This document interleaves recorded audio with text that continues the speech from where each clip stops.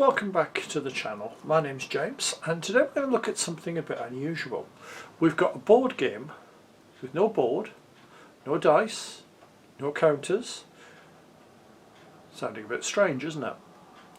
Well, Sherlock Holmes Consulting Detective is a very interesting game. It's got very limited replayability. It's the one downside of the game. Now, there are different editions. These are actually the same game. I've got the original edition there, and this is the current edition. There are various extra ones as well. And let's have a look at it and see what you get inside.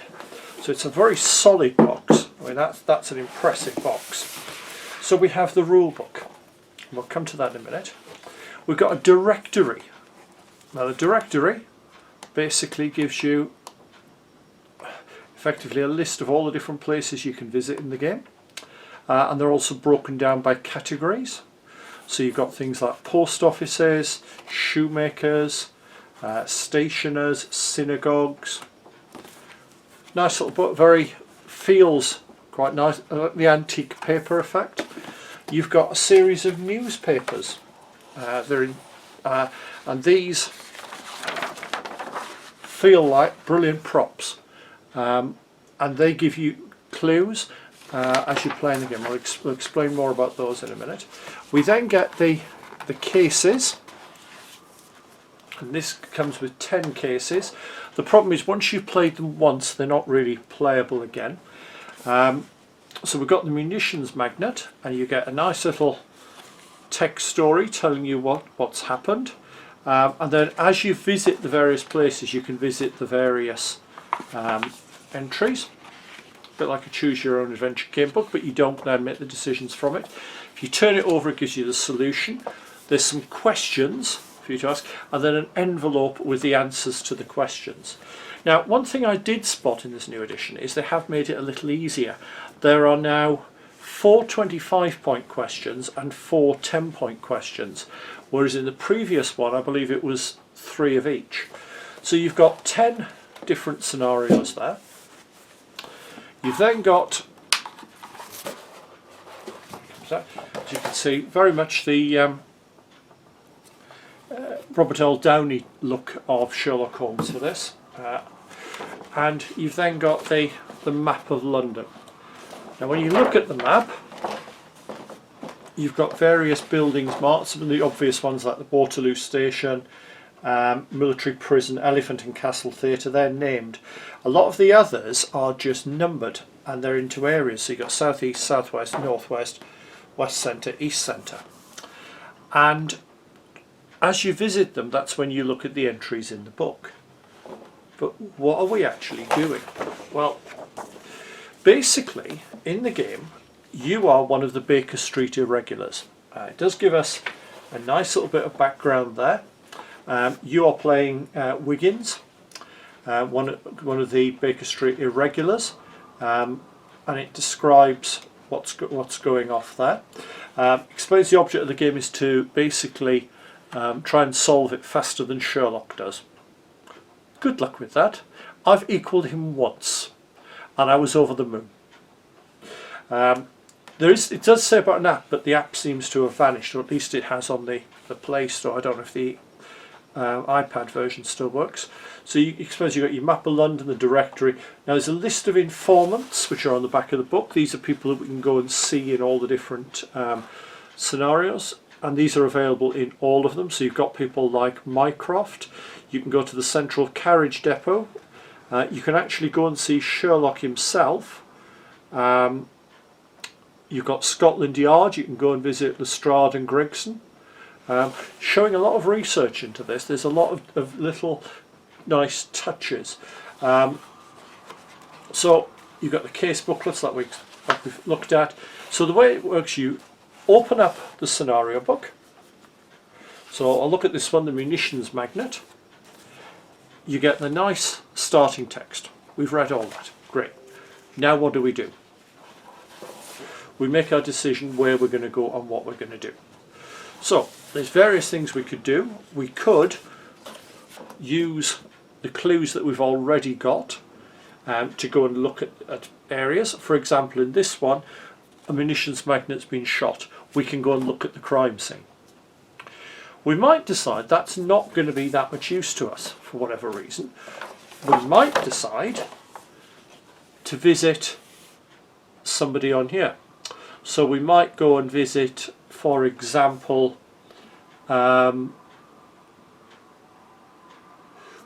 visit Sir Jasper Meeks, who is the chief medical examiner, head medical examiner at St Bartholomew's, and he performs autopsies, so we could get an autopsy report.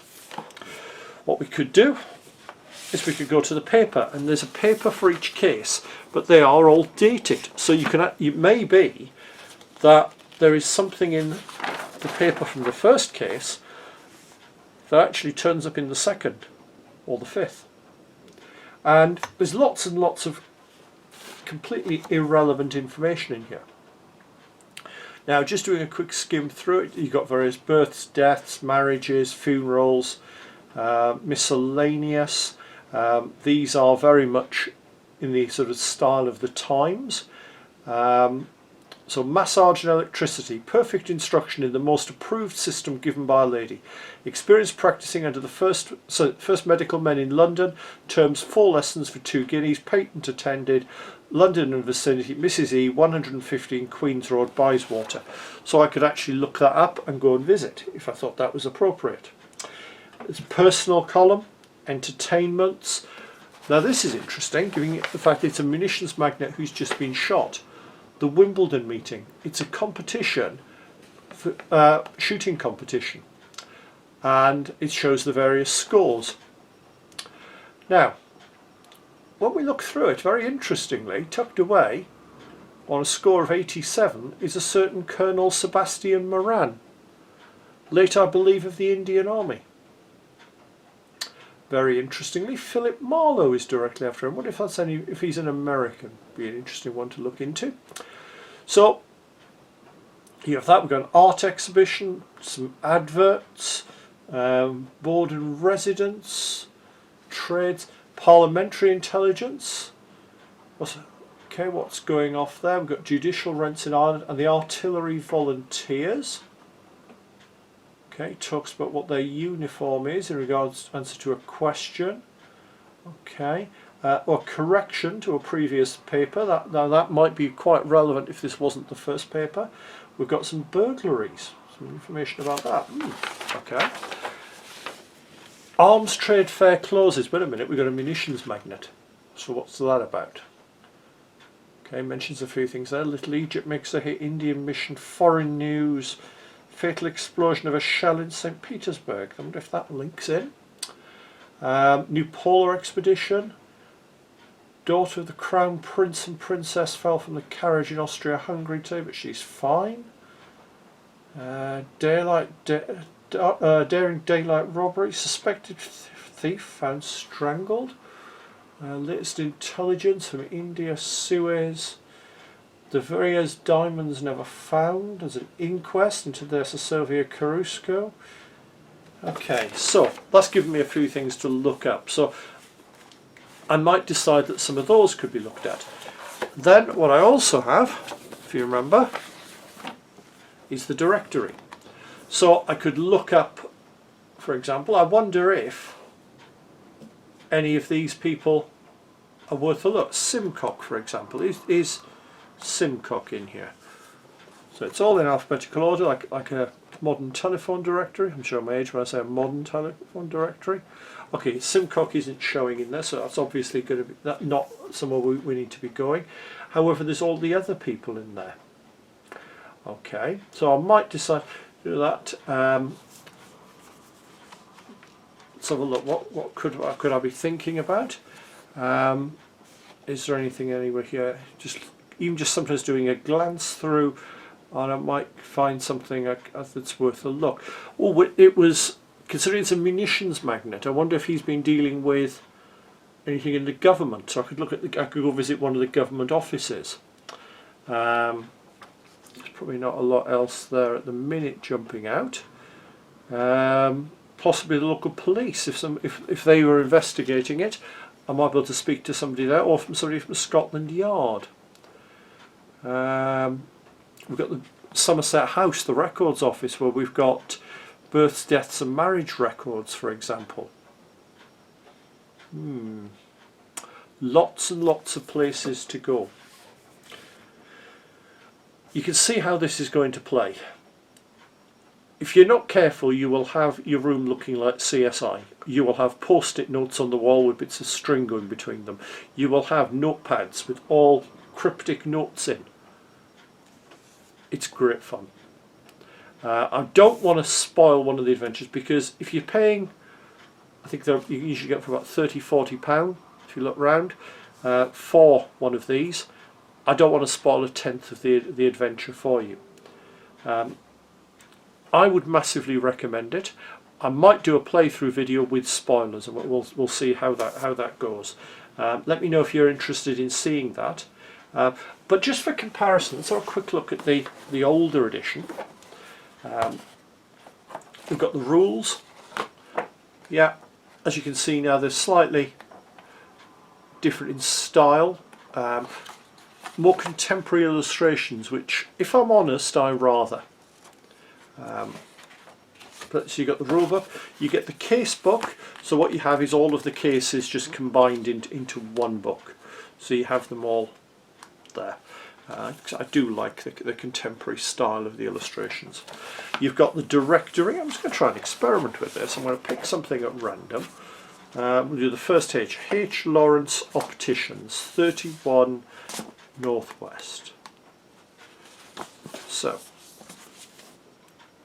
oh, we've got an extra one in there.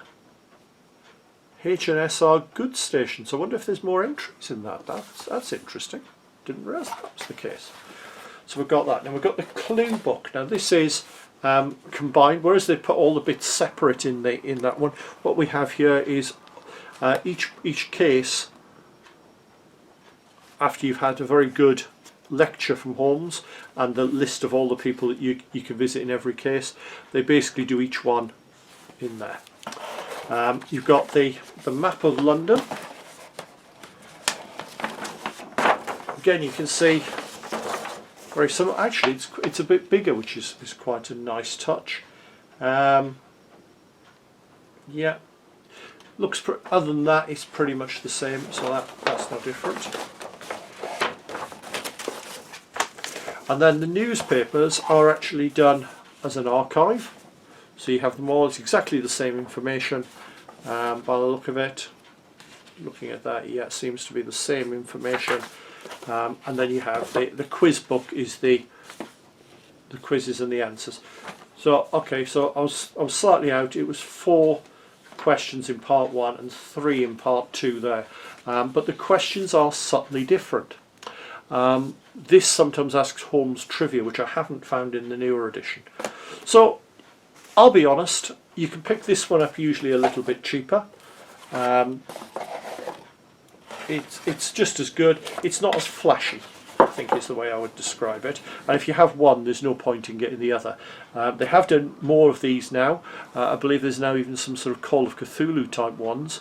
And I must have a look at those at some point when I eventually get through this. But for now, the game's afoot, and I must be away to try and figure out what's going on.